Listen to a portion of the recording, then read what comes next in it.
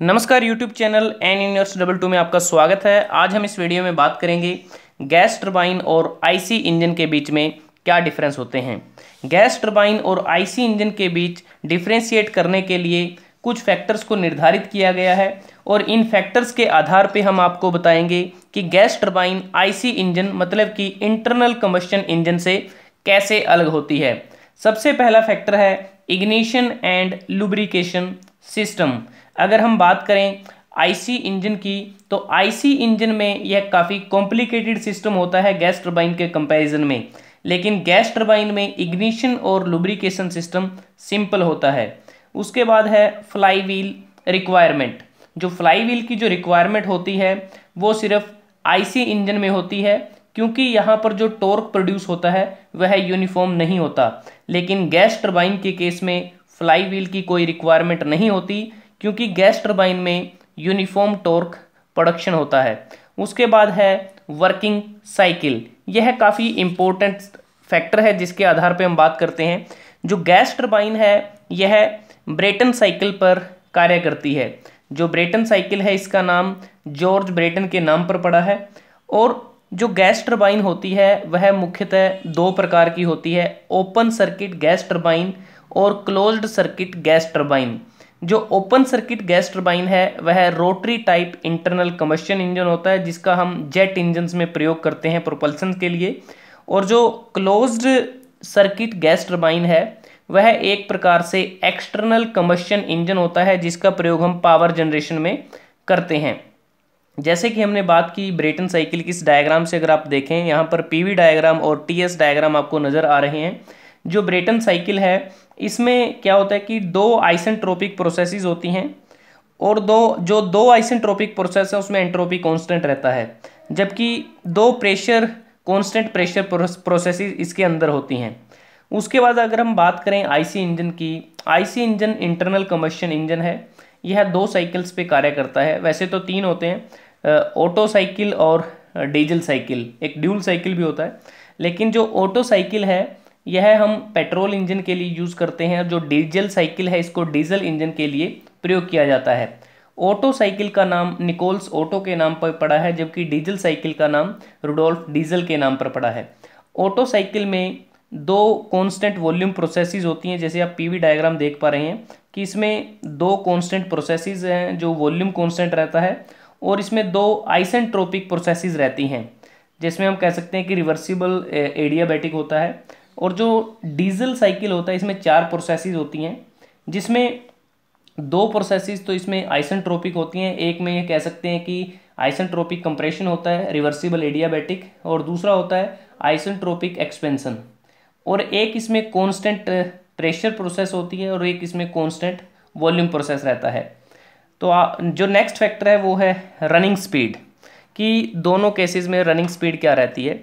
जो gas turbine है ये काफ़ी हाई रनिंग स्पीड इनकी होती है, तकरीबन 40,000 आरपीएम के अबाउट, क्योंकि इसमें रोटरी पार्ट होता है। जो आईसी इंजन है इसमें हायर स्पीड नहीं होती, इसमें रेसिप्रोकेटिंग पार्ट होता है। उसके बाद है अमाउंट ऑफ एग्जॉस्ट गैसेस। जो गैस टरबाइन है ये जो इसमें एग्जॉस्ट गैसेस प्रोड्यूस होती हैं वो 5 गुना ज़्यादा होती हैं जो एग्जॉस्ट गैसेस आईसी इंजन में प्रोड्यूस होती हैं उससे। तो कह सकते हैं कि आईसी इंजन में एग्जॉस्ट गैसेस कम प्रोड्यूस होती हैं। उसके बाद है वर्क डेवलप्ड पर केजी ऑफ एयर। तो इसमें क्या है कि ये जो वर्क डेवलपमेंट होगी यह गैस टरबाइन में ज़्यादा है और आईसी इंजन में कम होती है। उसके बाद है स्टार्टिंग। गैस टरबाइन की स्टार्टिंग आईसी इंजन के कंपैरिजन में डिफ़िकल्ट है, जबकि आईसी इंजन की स्टार्टिंग ईजियर है। उसके बाद है फ्यूल कंट्रोल। जो फ्यूल कंट्रोल है वो गैस टरबाइन के केसेस में काफ़ी डिफ़िकल्ट रहता है, क्योंकि इसमें वाइड ऑपरेटिंग स्पीड होती हैं, जबकि आईसी इंजन में फ्यूल कंट्रोल इसके कंपैरेटिवली आसान रहता है। जैसा कि हमने बात की है कि जो आईसी इंजन है इसमें फ्यूल के तौर पे हम यूज़ कर सकते हैं पेट्रोल, डीजल। और अगर हम बात करें गैस टरबाइन की, गैस टरबाइन के केस में हाइड्रोकार्बन गैसेज हो सकती हैं, लिक्विड पेट्रोलियम फ्यूल यूज़ कर सकते हैं गैस टरबाइन में। अगर हम गैसियस फ्यूल की बात करें तो उसमें नेचुरल गैस है जिसको मेनली गैस टरबाइन में यूज़ करते हैं पावर पंपिंग स्टेशन में।